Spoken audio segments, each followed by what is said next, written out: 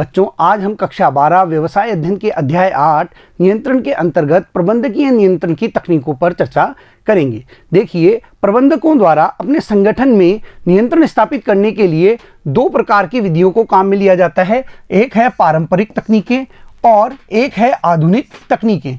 देखिए, पारंपरिक तकनीकें वे हैं जो काफ़ी लंबे समय से नियंत्रण के लिए काम में ली जाती हैं, जबकि आधुनिक तकनीकों का प्रयोग वर्तमान में कई कंपनियों द्वारा किया जाने लगा है।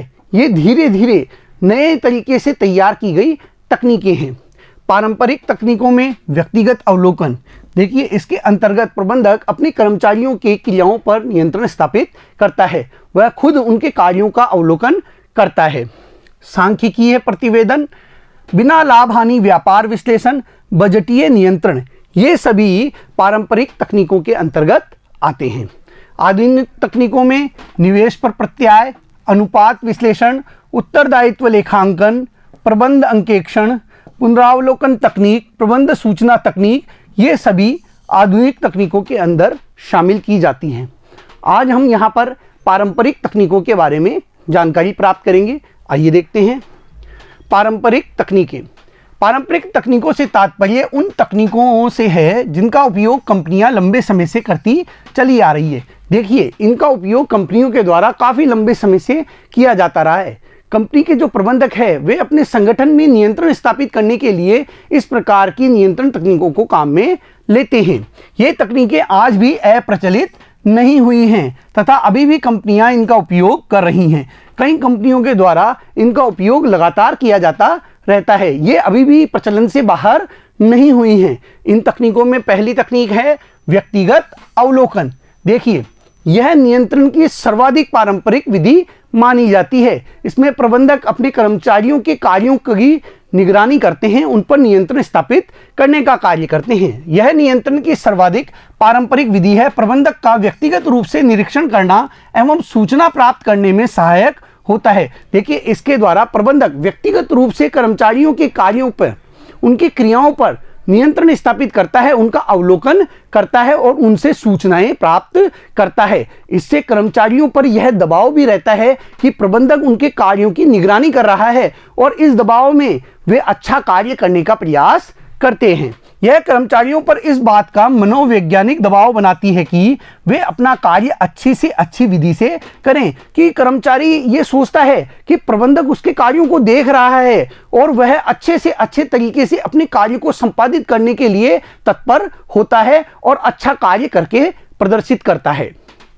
काम करते समय कर्मचारियों को इस बात का आभास रहता है कि वे अपने उच्चाधिकारियों की व्यक्तिगत निगरानी में है। हर कर्मचारी को यह पता रहता है कि उसका उच्चाधिकारी उसके कार्य का अवलोकन कर रहा है, उसके कार्यों को देख रहा है, तो वे अच्छा करने का प्रयास करते हैं। यह अधिक समय लेने वाली क्रिया है। देखिए, इसकी सबसे बड़ी कमी क्या है कि यह बहुत अधिक समय लेती है। कर्मचारियों के हर कार्य पर निगरानी रखना बहुत कठिन होता है, तो इसमें लंबा समय भी लगता है तथा सभी प्रकार के उद्यमों में प्रभावपूर्ण ढंग से उपयोग में नहीं लाई जा सकती। और यह तकनीक सभी प्रकार के उद्यमों में जहां कर्मचारियों की संख्या बहुत ज़्यादा है वहां पर इस तकनीक का इस्तेमाल नहीं किया जा सकता।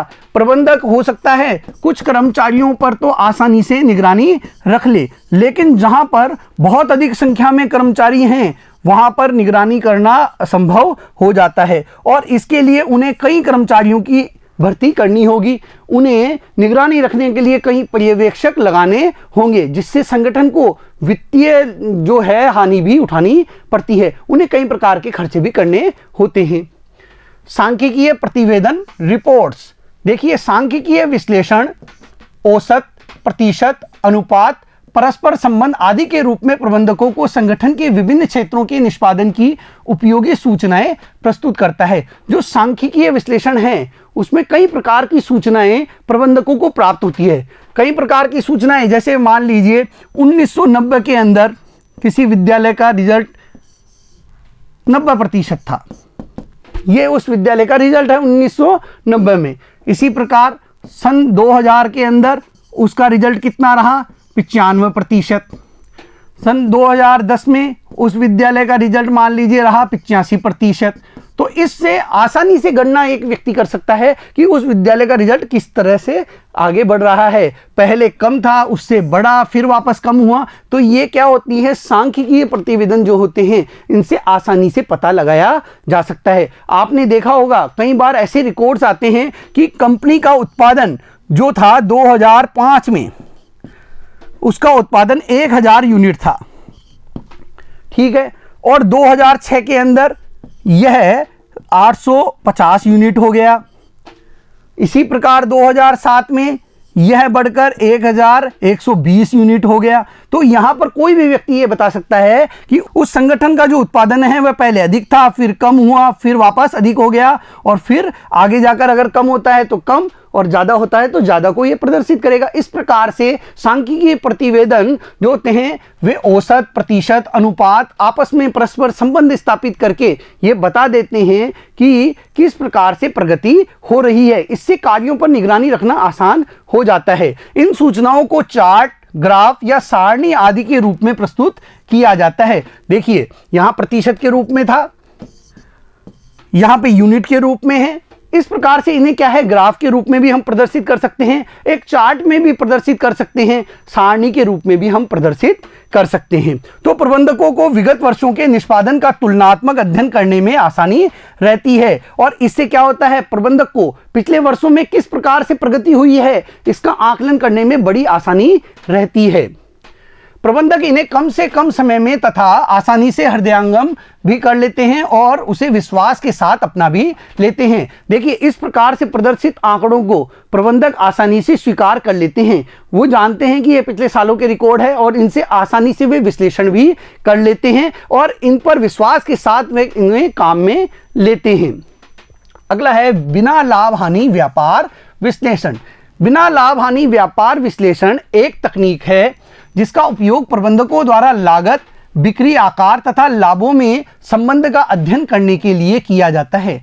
देखिए किसी वस्तु के उत्पादन में कितनी लागत आ रही है, कितनी बिक्री हो रही है, कितना उत्पादन किया जा रहा है, साथ ही साथ लाभ कितना होगा, किस स्तर पर जाकर हमें लाभ होगा, इसका संबंध बिना लाभ हानि व्यापार विश्लेषण के द्वारा किया जाता है।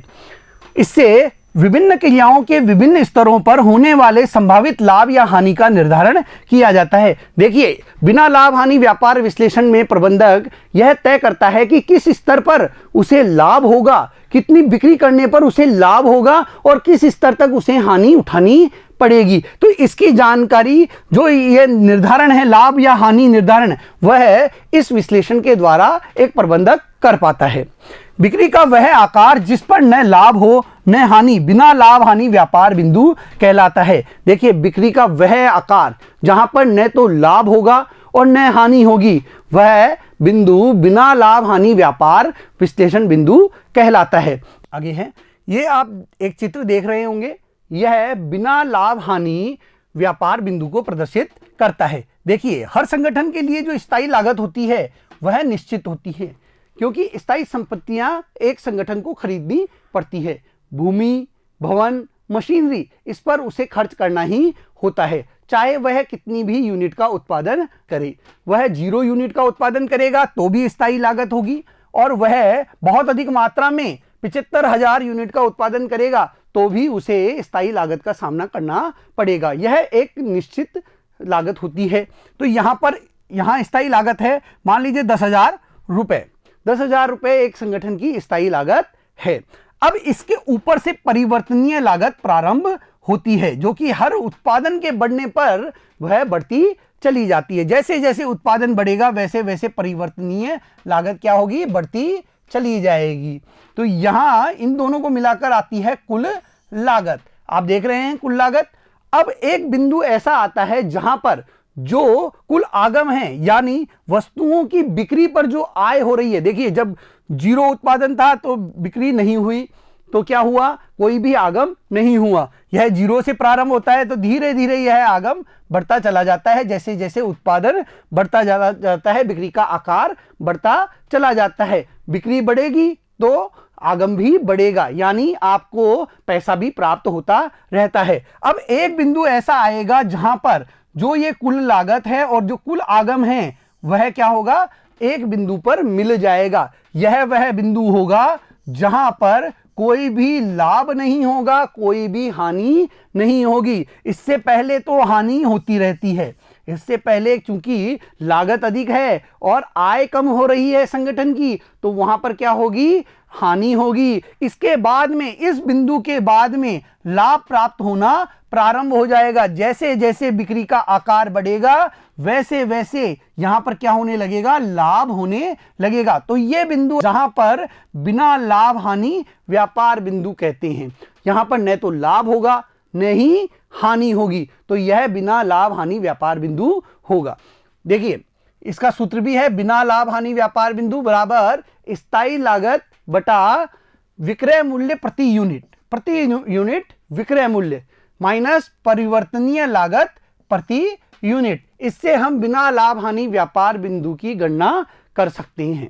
आगे देखते हैं बच्चों, बिना लाभ हानि व्यापार विश्लेषण से एक फर्म को परिवर्तनीय लागत पर कड़ा नियंत्रण रखने में सहायता मिलती है। देखिए इस विश्लेषण के द्वारा एक फर्म यह चाहती है कि परिवर्तनीय लागत को वह किस प्रकार कम से कम करे कि उसका लाभ अधिक हो, उसकी जो बिक्री है वह अधिक से अधिक हो और उसको लाभ प्राप्त हो। तो यह परिवर्तनीय जो लागत है उस पर नियंत्रण स्थापित करने में एक फर्म की सहायता करता है।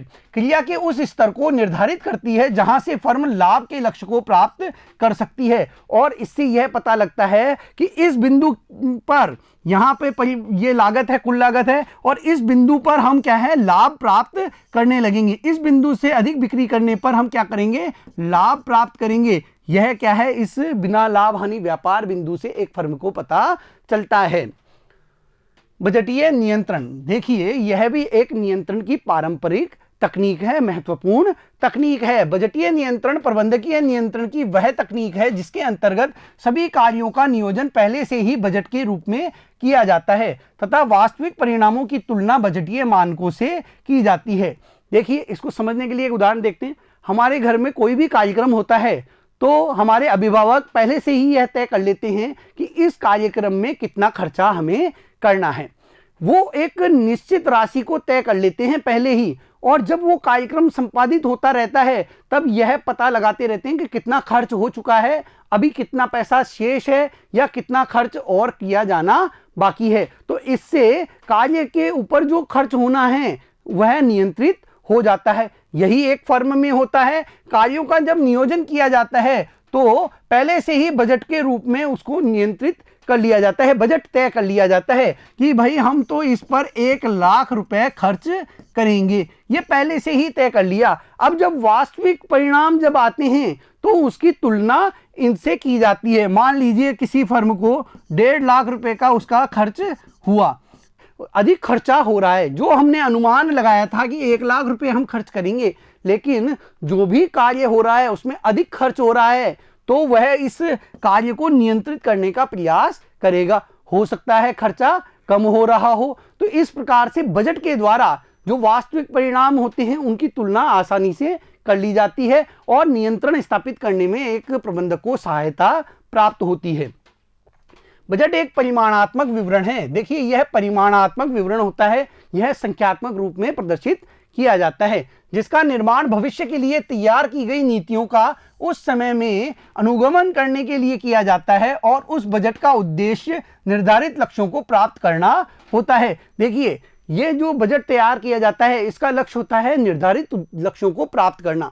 जो लक्ष्य हमने निर्धारित किए हैं उनको प्राप्त करने के लिए बजट निर्धारित किया जाता है। बजट की प्रभावपूर्णता इस बात पर निर्भर करती है कि भविष्य के लिए लगाए गए अनुमान कितने सही हैं। बजट लचीला तैयार किया जाना चाहिए। देखिए बजट जो तैयार किया जाता है वो भविष्य को देखकर तैयार किया जाता है कि वर्ष 2021-22 में किसी कार्य पर 1 लाख करोड़ रुपए खर्च होंगे। यह अनुमान भविष्य को देखकर कर लिया गया है। यानी अभी हमें पता नहीं है कि सत्र 21-22 में कितना पैसा खर्च जाएगा, लेकिन एक अनुमान लगा लिया गया है कि 1 लाख करोड़ रुपए इस वित्तीय वर्ष में क्या होंगे, खर्च किए जाएंगे। अब जब भी वित्तीय वर्ष समाप्त होगा और हमारे पास उस वर्ष के वित्तीय वर्ष के जो आंकड़े आएंगे उनसे हम तुलना करेंगे इन आंकड़ों की, तो हमें यह पता चलेगा कि यह अधिक खर्चा हमने किया है या कम खर्च किया है। देखिए, यदि यह प्रभावपूर्ण बजटीय प्रणाली हमने अपनाई है तो इस आंकड़े के आसपास ही हम क्या करेंगे, खर्च करेंगे। ये नहीं है कि बहुत अधिक इससे हम खर्च कर दें। यह बजट तभी प्रभावपूर्ण माना जाता है जबकि यह अनुमान जो हमने लगाया है वह वास्तविक परिणामों के पास में हो, उसके नजदीक हो। बजट लचीला तैयार किया जाना चाहिए। बजट को ऐसा तैयार किया जाना चाहिए कि आवश्यकता पड़ने पर इसमें परिवर्तन किया जा सके। प्रबंधक को इस बात का सदैव ध्यान रहे कि बजट ही कार्य संपादन का अंतिम पड़ाव नहीं है, यह तो संगठनात्मक लक्ष्यों को प्राप्त करने का एक साधन मात्र है। देखिए, बजट के माध्यम से संगठन के लक्ष्यों को प्राप्त करने की ओर आगे बढ़ा जाता है। यह संगठन के लक्ष्यों को प्राप्त करने में एक साधन के रूप में काम में आता है।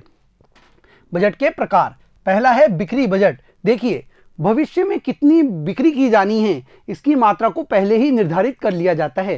साथ ही कितने मूल्य पर बिक्री की जानी है इस लागत को भी, इस मूल्य को भी पहले ही तय कर लिया जाता है। एक विवरण है जिससे एक संगठन भविष्य में बिक्री की मात्रा तथा प्राप्त होने वाले मूल्य की अपेक्षा करता है कि एक जो संगठन है वह कितनी बिक्री करेगा, कितनी मात्रा में बिक्री करेगा, यह पहले ही तय कर लिया जाता है और यह आंकड़ों में तय किया जाता है। साथ ही किस मूल्य पर वह बिक्री करे यह भी पहले ही तय कर लिया जाता है जिससे संगठन को लाभ प्राप्त हो। उत्पादन बजट एक विवरण है जिससे एक संगठन भविष्य में निश्चित समय के अंतर्गत उत्पादन की अपेक्षा करता है कि भाई एक संगठन कितने समय में उत्पादन करेगा और कितनी मात्रा में उत्पादन करेगा, यह भी वह पहले ही निर्धारित कर लेता है कि एक वर्ष वह निर्धारित करता है कि एक वर्ष में इतनी यूनिटों का वह उत्पादन कर लेगा। तो यह सब कुछ भी वह पहले ही निर्धारित कर लेता है और यह आता है उत्पादन बजट के अंतर्गत। माल बजट एक विवरण है जो भविष्य में कितने माल की आवश्यकता तथा उसकी कितनी लागत होगी का अनुमान लगाता है कि कितने कच्चे माल की आवश्यकता होगी और किस मूल्य पर वह कच्चा माल हम खरीदेंगे, इसका पहले ही अनुमान लगा लिया जाता है और उससे माल बजट तैयार किया जाता है कि भाई संगठन को कच्चा माल खरीदने पर, क्रय करने पर इतने पैसे खर्च करने होंगे, इसका अनुमान माल बजट के अंतर्गत लगाया जाता है। रोकड़ बजट एक निश्चित समय में रोकड़ के कितना अंतर्गमन तथा कितना बहिर्गमन होगा इस बात का पूर्वानुमान लगाता है कि कितना तो पैसा आएगा, साथ ही संगठन में कितना पैसा संगठन द्वारा खर्च किया जाएगा। इस अंतर्गमन और इस बहिर्गमन का पहले ही अनुमान लगा लिया जाता है और इससे पता चलता है कि संगठन लाभ में रहेगा या हानि में जाएगा। पूंजी बजट अनुमानित व्यय दीर्घकालीन संपत्तियों के क्रय के लिए, जैसे नई फैक्ट्री के क्रय के लिए अथवा मुख्य उपकरणों के क्रय के लिए की व्याख्या करता है। देखिए, पूंजी बजट में यह अनुमान लगाया जाता है कि नई संपत्ति क्रय करने के लिए, नई भूमि क्रय करने के लिए, नई मशीनरी क्रय करने के लिए, जो उपकरण हैं उनको क्रय करने के लिए कितना पैसा खर्च किया जाएगा, इसका पहले ही अनुमान लगा लिया जाता है। तो यह होता है पूंजी बजट। अनुसंधान तथा विकास बजट हर संगठन अपने यहाँ उत्पादों के अनुसंधान के लिए, उत्पादों के विकास के लिए समय समय पर कार्य करता रहता है। उत्पादों और प्रक्रियाओं पर होने वाले विकास तथा विकास परिष्करण हेतु अनुमानित व्यय के लिए तैयार किया जाता है अनुसंधान तथा विकास बजट। यह भी एक संगठन के लिए महत्वपूर्ण होता है। बजट के लाभ, बजट के केंद्र बिंदु विशिष्ट तथा लक्ष्य की समय सीमा होते हैं। विशिष्ट की तथा लक्ष्य की समय सीमा, देखिए निश्चित समय के लिए बजट तैयार किया जाता है, एक वर्ष के लिए, 6 माह के लिए या अधिक अवधि के लिए बजट तैयार किया जाता है। अतः यह संगठन के लक्ष्यों को प्राप्त करने में सहायक होता है और इससे संगठन के लक्ष्यों को प्राप्त करने में सहायता प्राप्त होती है। बजट कर्मचारियों के लिए प्रेरणा का स्रोत होता है और जो ये बजट होता है वह कर्मचारियों को प्रेरणा प्रदान करने का कार्य करता है। उनको यह भली भांति ज्ञान होता है कि हमारे निष्पादन का किन मानकों के आधार पर मूल्यांकन होगा। उन्हें यह पता होता है कि किन मानकों के आधार पर उनके द्वारा किए गए कार्यों के परिणामों का मूल्यांकन किया जाएगा। तो इसका जब उन्हें पता रहता है तो वे अच्छे से अच्छा करने का प्रयास करते हैं। इस तरह बजट उन्हें कार्य के अच्छे निष्पादन के लिए सामर्थ्यवान बनाता है। बजट विभिन्न विभागों को उनकी आवश्यकता अनुसार संसाधनों का आवंटन करके उनके अधिकतम उपयोग में सहायता करता है और बजट के द्वारा अलग अलग विभागों को उनकी आवश्यकता अनुसार संसाधन उपलब्ध कराने में भी प्रबंधक को सहायता प्राप्त होती है। देखिए, कच्चे माल की जो पूर्ति करनी है तो उसके लिए लागत बजट तैयार किया जाएगा, रोकड़ बजट तैयार किया जाएगा, बिक्री बजट भी तैयार किया जाएगा। तो इस प्रकार से हर विभाग को अलग से बजट तैयार करके उनकी आवश्यकता के अनुसार संसाधन उपलब्ध कराए जाते हैं जिनका वे अधिकतम उपयोग कर सकते हैं। तो बजट के द्वारा हर विभाग में सामंजस्य भी स्थापित होता है और उनकी आवश्यकता के अनुसार संसाधन भी उपलब्ध कराए जाते हैं। बजट एक संगठन के विभिन्न विभागों में सामंजस्य बनाए रखने तथा उनके अपने अस्तित्व को पृथक बनाए रखने में भी सहायता करता है। हर विभाग अपने अनुसार अलग बजट तैयार करता है, बाद में प्रबंधक उनका समेकित बजट तैयार करता है। तो इससे सामंजस्य भी बना रहता है, साथ ही साथ उनका अस्तित्व भी पृथक से बनने में सहायता प्राप्त होती है। यह प्रबंध में अपवादों द्वारा उन प्रक्रियाओं पर दबाव बनाकर सहायता करता है जो बजटीय मानकों से एक महत्वपूर्ण दिशा में विचलित होती है। देखिए, जब भी कोई क्रिया संगठन में बजट के मानकों के आधार से अलग जाकर होती है तो तुरंत उस पर नियंत्रण प्रबंधक पा सकता है। जैसे 1 लाख रुपए किसी कार्य पर खर्च किए जाने थे, लेकिन वहां पर खर्चा बढ़ते हुए देखकर 1.2 लाख रुपए होते देखकर प्रबंधक तुरंत इस विचलन के कारणों का पता लगाएंगे और इन्हें दूर करने का प्रयास करेंगे। इससे संगठन में नियंत्रण स्थापित करने में सहायता प्राप्त होती है। बच्चों, आज इस वीडियो में हमने नियंत्रण की पारंपरिक तकनीकों पर चर्चा की। अगले वीडियो में फिर मिलेंगे। धन्यवाद।